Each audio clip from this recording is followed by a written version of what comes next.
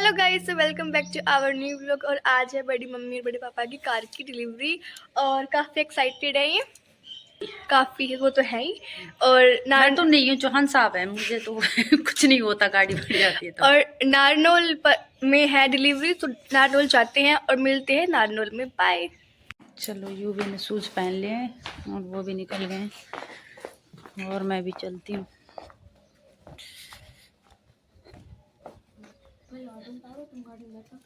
जल्दी आ जाओ।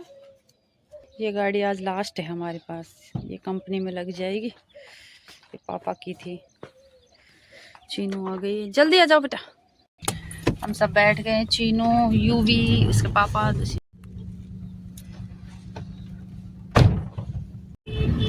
ये खाटू श्याम जी का मंदिर है और यहीं से ही बस हाईवे चढ़ जाएंगे हम।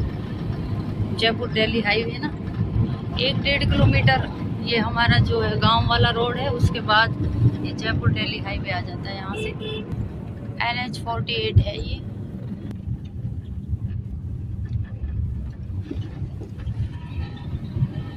ये तिब्बू का स्कूल है, तिब्बू चौहानी, मतलब जो दुष्यंत के कजन्स है ना, उनका स्कूल है।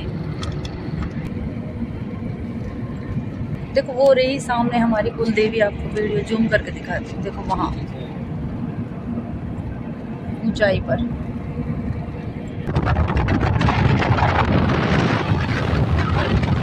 तो कोई बात नहीं, उससे क्या फर्क पड़ेगा। देखो पहाड़ पे कितना सुंदर मंदिर बना हुआ है। ये नारनौल हाईवे। अभी यहाँ से टोल को क्रॉस किया है हमने और इसके साथ साथ ही रेलवे लाइन भी है। देखो वहाँ से ट्रेन निकल रही है।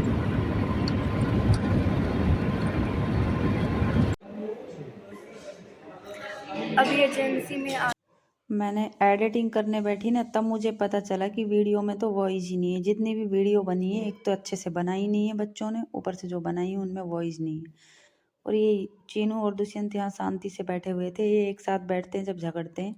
पर अब ये डिस्कस कर रहे थे कि इनकी एलईडी में सिर्फ कार के ही एडवर्टाइजमेंट आ रहे हैं, बाकी उन्हीं स्क्रीन पे भी ऐड ही आ रहे हैं। इन्होंने वेटिंग एरिया में भी कोई वो नहीं लगाई, मतलब मूवी वगैरह। और यहाँ दुष्यंत उठ के चले गए और फिर मुझसे फ़ोन ले गए थे।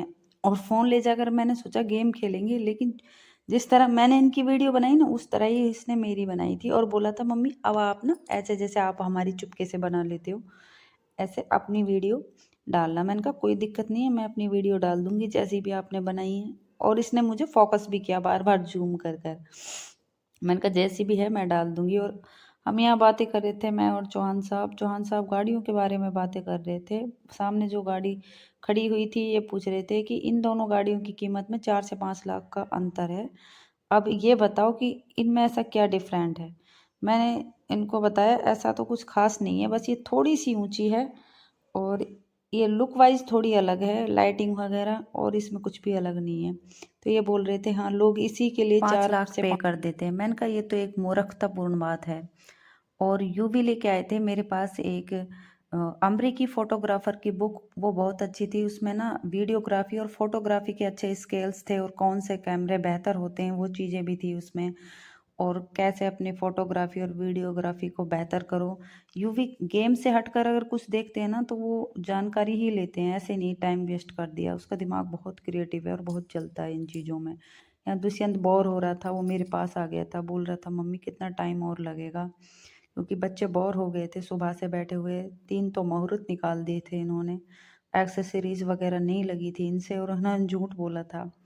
उसके बाद देखो ये पेपर वर्क था, ये कंप्लीट हो गया था। इस पे सिग्नेचर ले रहे थे चौहान साहब के, तो इन्होंने सिग्नेचर किया। उसके बाद ये हमें गाड़ी डिलीवर करने वाले थे, मतलब कीज़ वगैरह देने वाले थे। और फिर उन्होंने बताया कि सब कुछ कंप्लीट है, अब आप पूजन वगैरह करना है वो कर सकते हो। तो यहाँ मैंने पूजा स्टार्ट कर दी थी।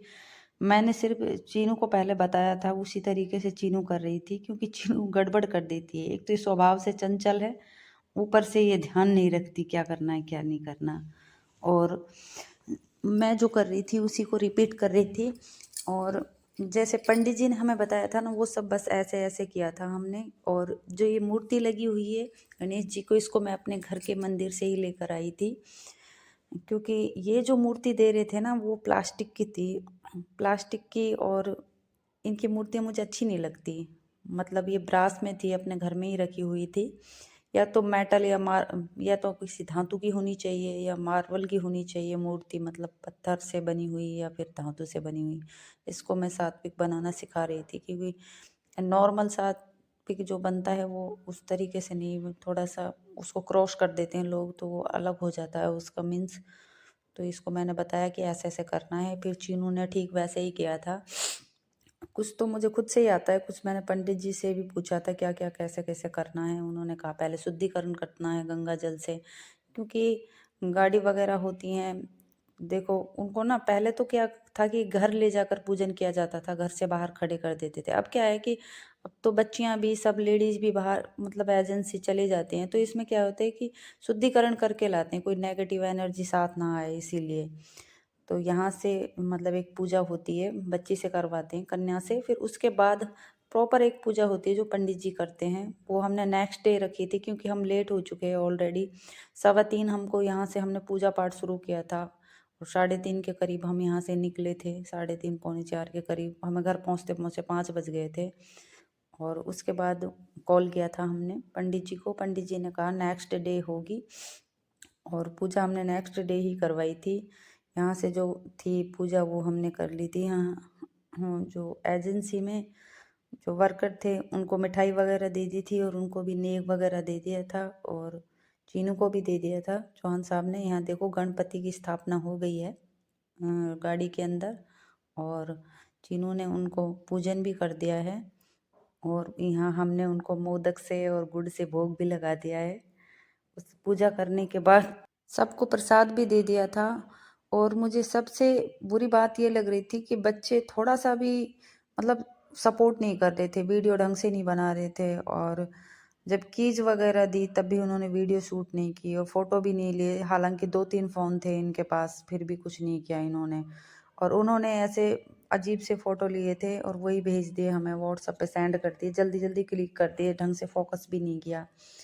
और यहाँ चीनू स्टेयरिंग को ये कलाया बांध रही थी, क्योंकि ये स्टेयरिंग को भी बनता है और जो वाहन चालक होता है उसको भी बनता है, ये पंडित जी ने बताया था। वैसे तो पूजा वगैरह होती रहती हैं, क्योंकि हम भी एग्रीकल्चर मतलब काम है हमारे, मायके में भी ससुराल में भी, तो वाहन वगैरह आते ही रहते हैं, चाहे वो ट्रैक्टर हो चाहे कुछ भी हो। और ये कन्याओं से ही करवाते हैं ये पूजन, और बाद में पंडित जी सब मुहूर्त करते हैं। और देखिए यहाँ पर चीनू बांध रही थी दुष्यंत को ये कलाया डोरा, उसके बाद यूवी को बांधा था, और चौहान साहब को ये हमने पूजा की, हमने प्रसाद वगैरह बांटने के बाद हम चल दिए अपने घर को। और बच्चों को ना वो पुरानी वाली अल्टो छोड़ने में बहुत दुख हो रहा था, क्योंकि वो हमारे पास 8-9 साल रही है। हालांकि उसके बाद 2 गाड़ियाँ और आई थी, एक पता नहीं नेक्सा पता नहीं किसकी थी, और एक थी डिजायर, एक थी शायद पता नहीं सेवरोले प्लस, कुछ ऐसा ही था, मुझे उसका ढंग से नाम याद नहीं है क्या था, और एक थी स्विफ्ट डिजायर। तो ये 2 गाड़ियाँ इसके बाद आई थी अल्टो का, लेकिन अल्टो नहीं गई और वो दोनों चली गई थी, दे दिया था, सेल कर दिया था। उसके बाद उन्होंने कीज दी और हम घर की तरफ निकल गए। और देखो ये अल्टो की वीडियो बना रहे हैं, और इन्होंने पूरी गैलरी अल्टो की वीडियो बना बना के भर दी है। और ये गाड़ी ऐसे इसलिए हो गई थी कि जब 2 साल हमारे घर का काम चला था तो ये बारिश में भीगती रही है, वैसे इसको अंदर रखते थे हम।